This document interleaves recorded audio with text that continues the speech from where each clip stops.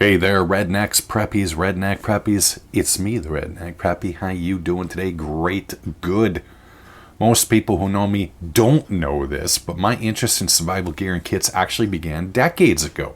In news that probably won't surprise you, at least if you're not a baby boomer or Generation X vintage, I was a fan of the Hardy Boys books as a kid.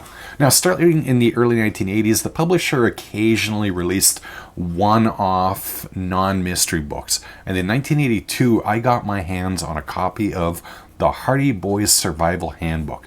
It's a relatively simple book with 7 short stories which feature Frank and Joe out in the wilderness, ending up in their usual predicaments and getting through them with their skills and equipment.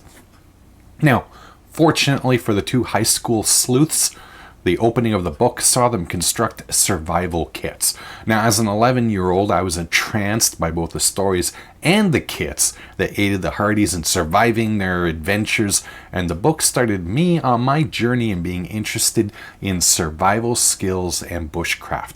At any rate, from the deep recesses of my mind, I was recently reminded of this book and managed to locate a copy online. It's kind of funny to reread books as a man that you did as a child. I'll be honest with you, it doesn't hold the same level of engrossing adventure as it did over 40 years ago. But the survival information, is it still relevant? Well, this book had 8 chapters, and they're up on your screen right now, which cover a variety of survival skills in different situations. I thought it might be entertaining to put together the survival kit that the boys carried in the book and see how useful it would be and if there were any notable gaps. Yoink! The kit is comprised of a pouch that's mounted on your belt and 21 items inside. Now, the pouch is a pouch. I'm not going to go too deep into that. I did divide the contents of the kit into a couple of broad categories to make this easier. So let's begin one section at a time. Okay, let's start with shelter. The boys' kits feature a lawn bag, as they refer to it, and 20 feet of parachute cord. Now, given this kit was put together in the late 1970s, I assume lawn bag is just a regular trash bag. You can use that for a few things, including an ad hoc rain poncho, or along with the cordage, an improvised tent. Now these days, if you want to go that route, you could probably substitute this trash bag with a contractor's bag, which is larger and heavier duty. Parachute cord, or paracord as we call it these days, still a mainstay in every survival kit that I've ever seen. Water in their kits was fairly simple, as all I had were water purification tablets. They didn't specify how many they put in, so I included 10, which should provide 3 to 4 days of water. They also packed Sierra cups. Now here's where the kit betrays its age. If you aren't familiar with these cups, don't worry, they haven't really been a thing in years. They used to be carried by old school backpackers and hikers, and they were designed to basically scoop water out of lakes and streams. You know, back in the days when you could drink straight from a wild water source. The problem with them is that they aren't very well suited to do much other than that. They don't hold much water. This one I think holds about 9 ounces. And due to the narrow bottom, wide top design, spilling liquids out of them is pretty easy. Using them to boil water or cook food is certainly possible, but they're small and all metal, which means the entire thing will only do a little of either and will get stupidly hot. These days, Sierra cups are kind of out of fashion. So if I were to improve the water portion, I would probably ditch the Sierra cup and put a few water storage bags in here. The small size of this cup means you're wasting the full potential of the purification tabs, so something like a liter-sized bag or container makes much more sense for water collection, treatment, and storage. Okay, next up is food. The kits contain a few packages of bouillon, yet another mainstay from old school survival kits. Funny thing, an earlier iteration of my personal survival kit had bouillon packets in there. I wonder if I maybe pulled that from, subconscious memories of this book.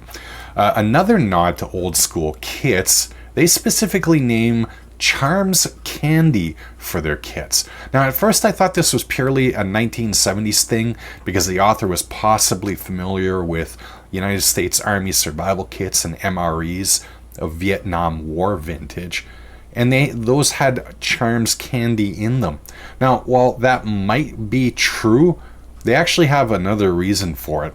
As they explain in the book, Charms contain glucose instead of sugar, giving energy without being absorbed into the blood or making you thirsty. Now, I don't know if that's still true about Charms, but the reasoning does make some sense and perhaps explains why they were in the military kits as well.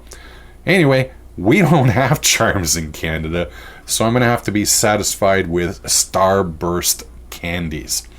Now, at any rate, the only change I would probably make to the food portion of this is to maybe add a mini fishing kit. There's certainly also room in that bag for, survival biscuits or bars as well, if you want to go that route. Okay, let's look at the fire portion of their kit. I must admit that I was confused by the list containing an item called a metal match.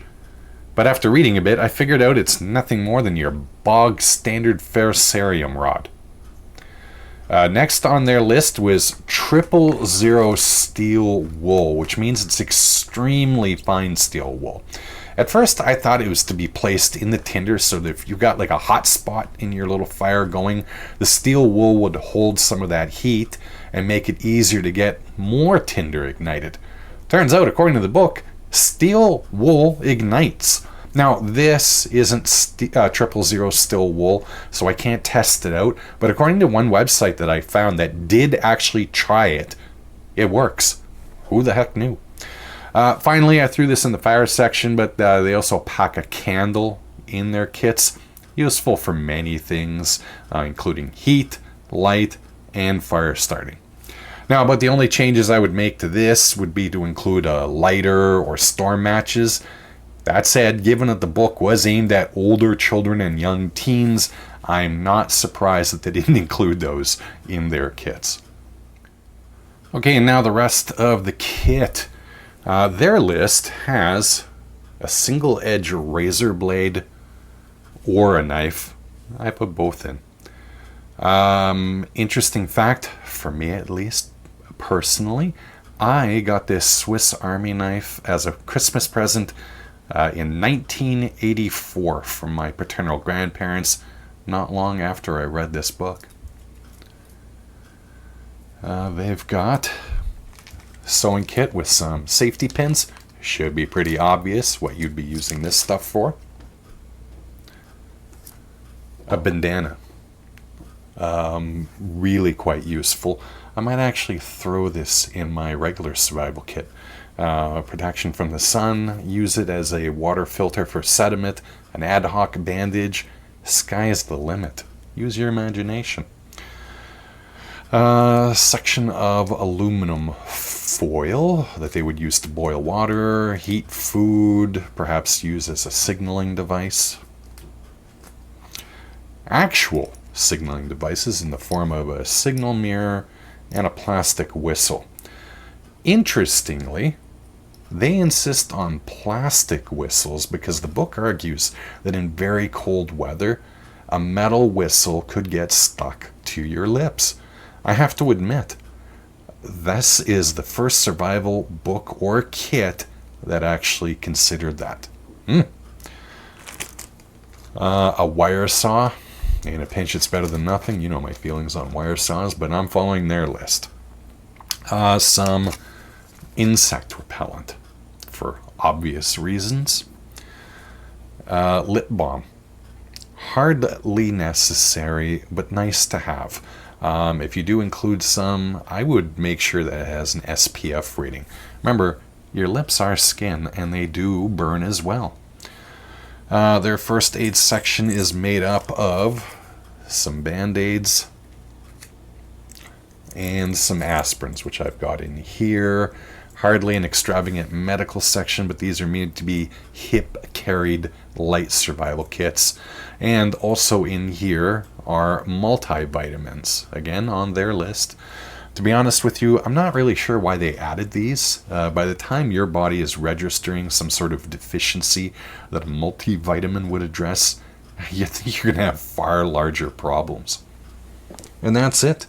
That is your 21 items that made up the Hardy Boys Survival Kit. So, what do I think? I have to admit that as kits go, this isn't a bad one. It addresses what I think are the most important needs. Water, fire, and shelter, and at least nods in the direction of food. It's not a long-term survival kit, but it is something that should allow you to survive for a few days, and all of this weighs less than a pound. Now, it is missing some things that I was a little surprised weren't in there, including a compass, flashlight, and a means for water collection and storage. If you were a kid or even a grown-up in 1980 who didn't know survival kits, you might not think to include these items. So a little disappointing that the author didn't or made the choice not to put them in there.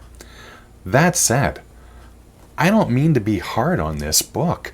The stories that feature the brothers and the survival situations they find themselves in show you how to use each item in the kits, as well as sharing a mountain of useful information on everything from solar stills, dealing with hypothermia, what to do when you're lost, basic medical techniques. There's a ton of stuff.